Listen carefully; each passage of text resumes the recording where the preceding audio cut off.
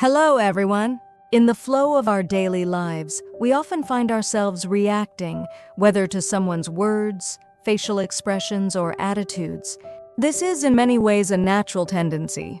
The human heart is constantly connected to the outer world, always moving, always shifting. But Buddhism poses a powerful question. Is that reaction something you consciously chose? Our reactive mind, left unchecked, can easily give rise to anger, fear, and internal disturbance.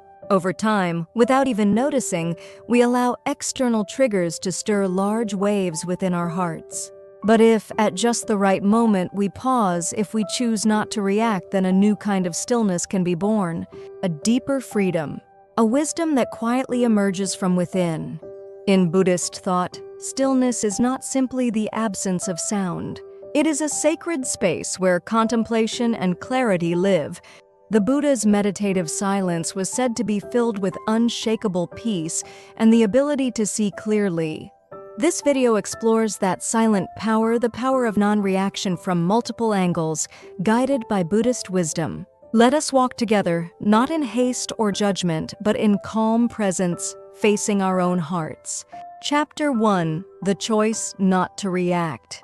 When we instantly respond with emotion to someone's behavior, we could say the outside world has grabbed hold of our mind. But if we can create even the slightest pause in that moment, something else becomes possible, a different choice. Buddhism encourages a close observation of the mind's process.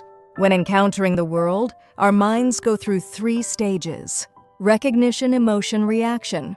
Of these, reaction is the most unconscious. For example, if someone says something that hurts us, we may instantly feel the urge to snap back or shut down. But we must ask, is this truly the response I chose? Or is it a conditioned reflex based on past wounds and beliefs? The Buddha taught that we perceive the world through 6 senses: eyes, ears, nose, tongue, body, and mind.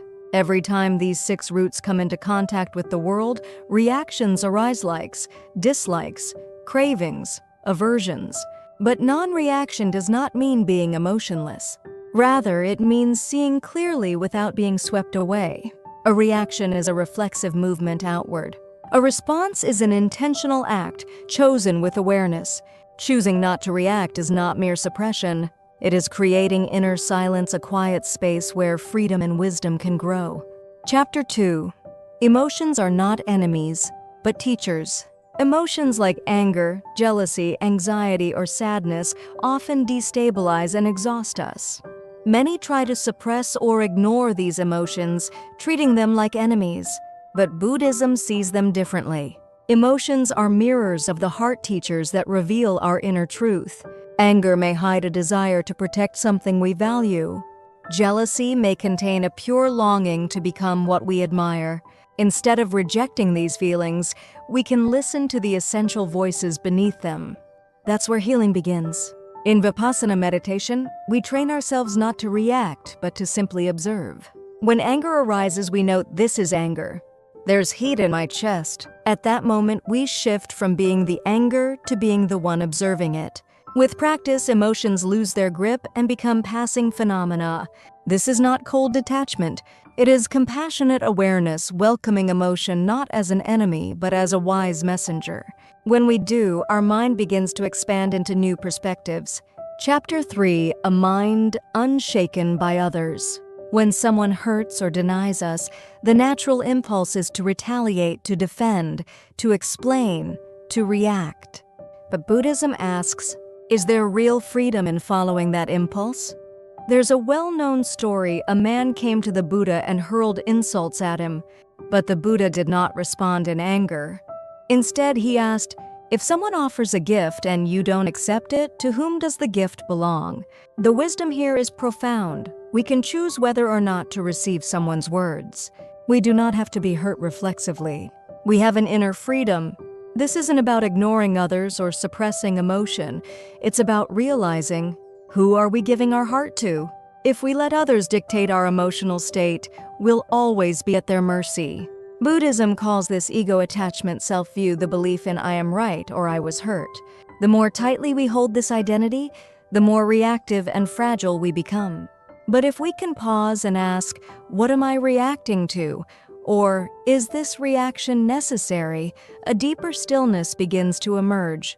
And often, silence itself is our greatest strength. Chapter 4: Suffering is born from reaction.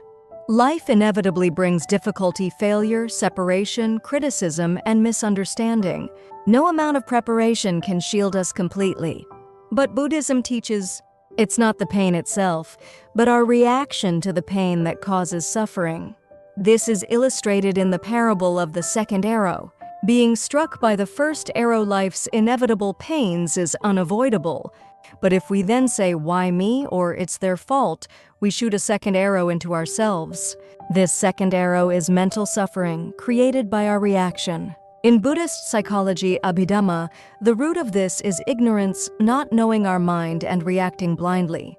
To become free, we must start by noticing our reactions. I'm angry. I feel anxious. I want to blame someone. By naming it, we weaken its power. From this space of awareness, we can choose stay in the cycle of suffering or stay present and observe gently. The more we flee from pain, the more it chases us. But when we face it, its edges soften, its grip loosens. Chapter 5: The Strength of Silence and Space. In today's noisy world, silence and pauses often feel awkward. We're taught to respond quickly, to explain ourselves. But in Buddhism, especially in Zen, silence is sacred. There's a Zen story. A disciple asks, "What is truth?" The master says nothing and quietly holds up a flower. In that silence, the disciple receives something deeper than words. This story speaks of non-verbal understanding, of how silence often holds what language cannot. Buddhist practice values mathapause, the breath, the space between action and reaction. Don't respond immediately. Don't act in anger. Let the silence come. In that space, emotions pass. Impulses fade. Stillness becomes a form of wisdom. Choosing not to argue, not to hurry a reply, this is not weakness. It is a quiet, dignified strength. True silence is not avoidance, but the mark of a heart that is unbound. Chapter 6: The World Revealed by Non-Reaction. With repeated practice, non-reaction becomes something greater than patience. It becomes a shift in perception. What arises is a sense of spaciousness, a quiet state of being with rather than fighting against. Rather than resisting or forcing things, we begin to see clearly and act intuitively. Buddhism sometimes calls this state mui non-doing, or resting in being. It's not laziness or passivity. It is the calm maturity of one who does not act out of ego. In that stillness, true action arises, intuitive, kind, essential. We stop grasping and start flowing. We hear the quiet voice of compassion. We see life from a wider, wiser view. Remaining still in the present without being swept away, we discover truths we never saw before. Non-reaction is not numbness, it is staying centered while feeling everything deeply. Like a tree swaying in the storm but never falling, this is a gentle yet unshakable strength. Chapter 7: Quiet Victory. Some people don't fight loudly, don't argue or shout, yet they remain grounded, graceful, and strong. This is the power of non-reaction, not coldness, but clarity. The ability to stay rooted in oneself, no matter the storm outside. In Buddhism, true victory isn't conquering others. It's overcoming our own impulses, attachments, and delusions. This is the victory of silence. When someone lashes out and we say nothing, when we preserve our dignity even when attacked, it may appear like losing, but it is, in truth, the deepest form of strength.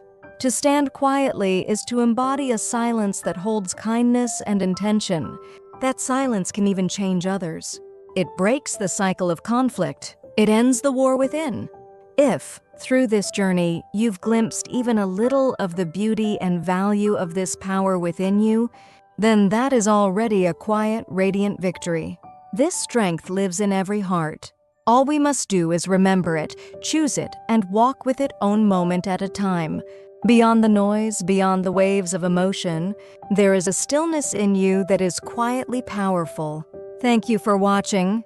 May this silence be a small, steady light in your daily life.